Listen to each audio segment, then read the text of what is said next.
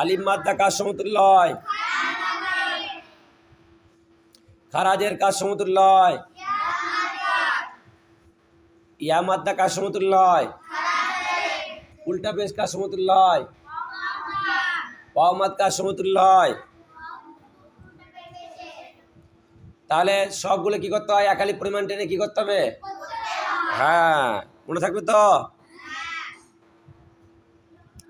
আদামা হামজা খারা জাবার আ দাল জাবার দা আদা মিম জাবার মা